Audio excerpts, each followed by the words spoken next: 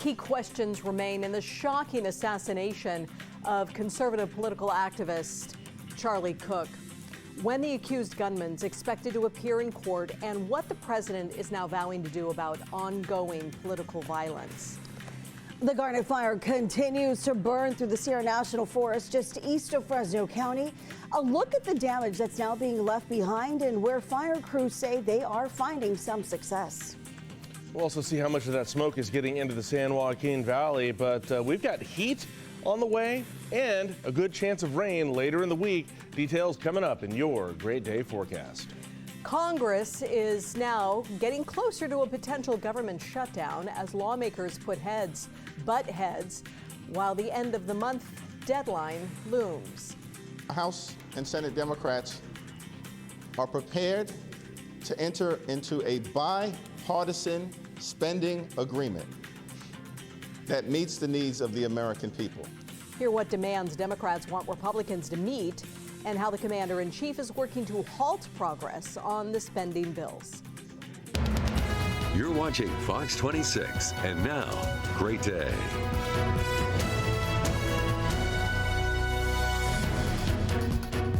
We begin this hour with a live look at the silhouette of El Capitan, slight view of Half Dome, and one heck of a moon here in Yosemite National Park. It's like the moon is just positioned perfectly over Half Dome.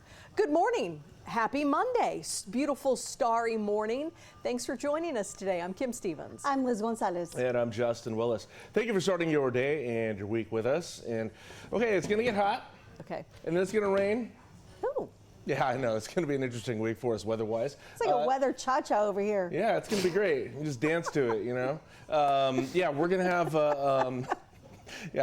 today's not going to be too bad, though. We're fairly normal, just a little above it today. So let's see how it's shaping up there for you with your current conditions right now. It is 64 degrees. Winds are calm. The dew point is at 54. And here's the rest of your day.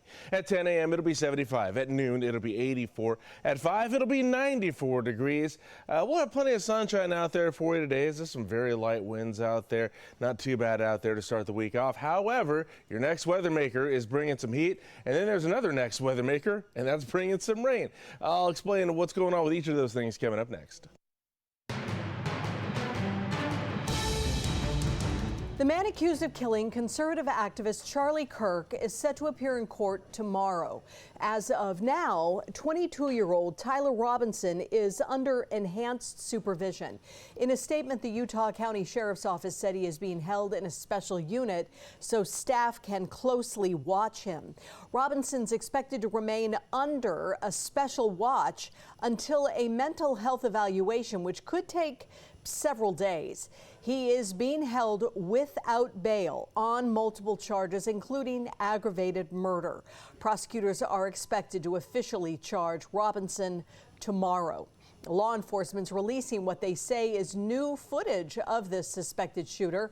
A door security camera at a Utah home captures video of a gray Dodge Challenger driving past her house around 8:23 in the morning in the early hours of last Wednesday, the day that Kirk was shot and killed. Police say they believe Robinson drove the same Dodge Challenger to Utah Valley University. And then at about 9:57, the same door cam captures what appears to be 22-year-old Tyler Robinson walking past the house about an hour later. Now, following the shooting, law enforcement descended upon the neighborhood, searching yards and taking security footage. Robinson was arrested on suspicion of aggravated murder, felony discharge of a firearm causing serious bodily harm, and obstruction of justice, all felonies. The death of Charlie Kirk is now renewing President Trump's attacks against what he calls the radical left. That's who he is now blaming for inciting political violence in the country. And when you look at the agitators, you look at the scum that speaks so badly of our country, the American flag burnings all over the place, that's the left, that's not the right. That was the president speaking with reporters yesterday. He also used more angry rhetoric by referring to the left as, quote, lunatics during a conversation with NBC on Saturday. The president has vowed to find any person connected to Kirk's death and other political violence, which includes going after organizations that fund and support it.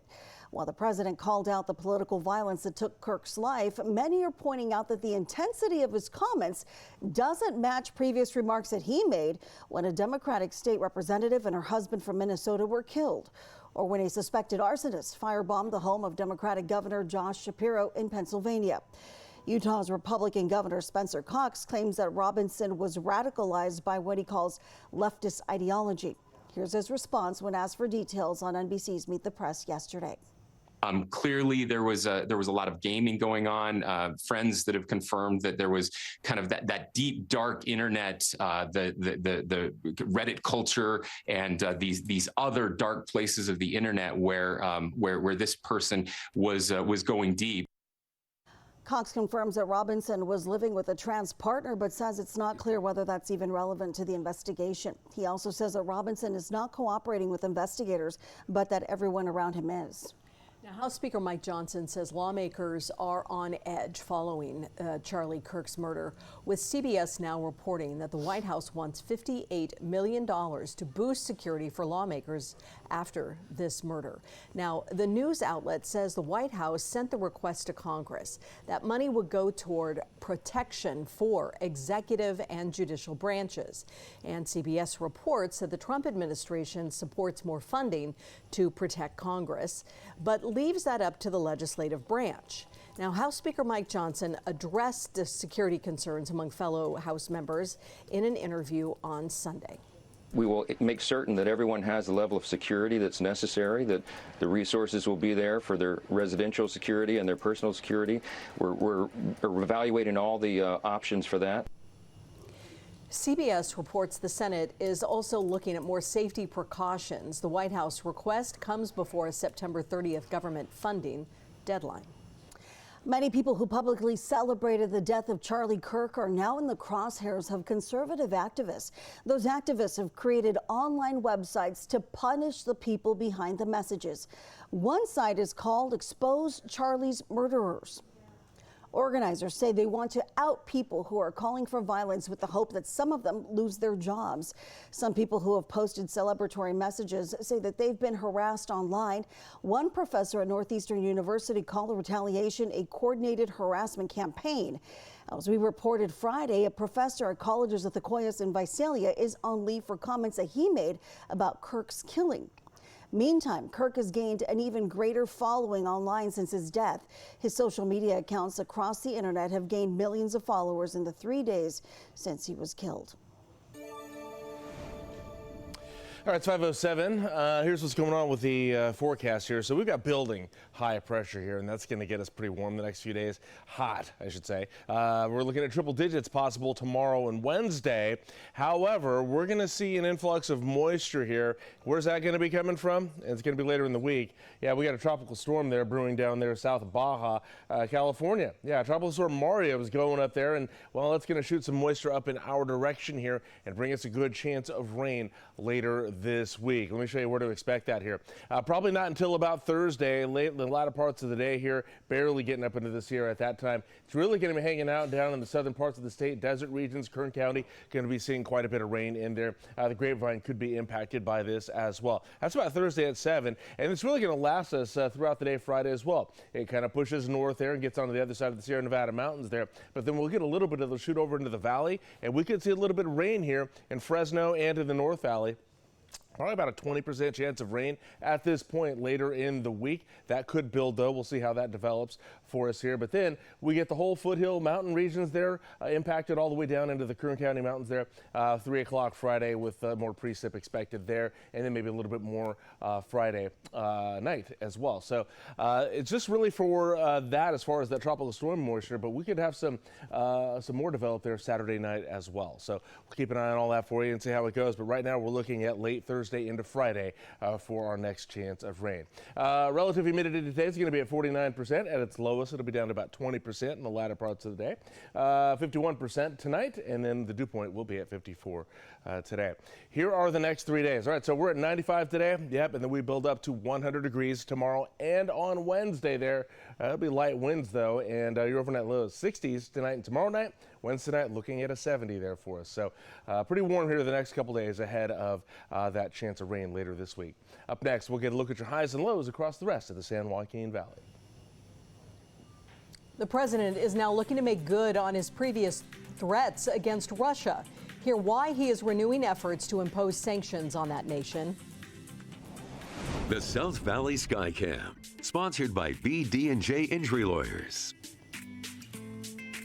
Wow, another beautiful early morning look, this time live over Lake Cahuilla at 5:10. 64 breezy degrees out there right now. And again, look up. What a gorgeous sky. You can find new headlines and the weather forecast on your screen all morning long, even through the commercial break.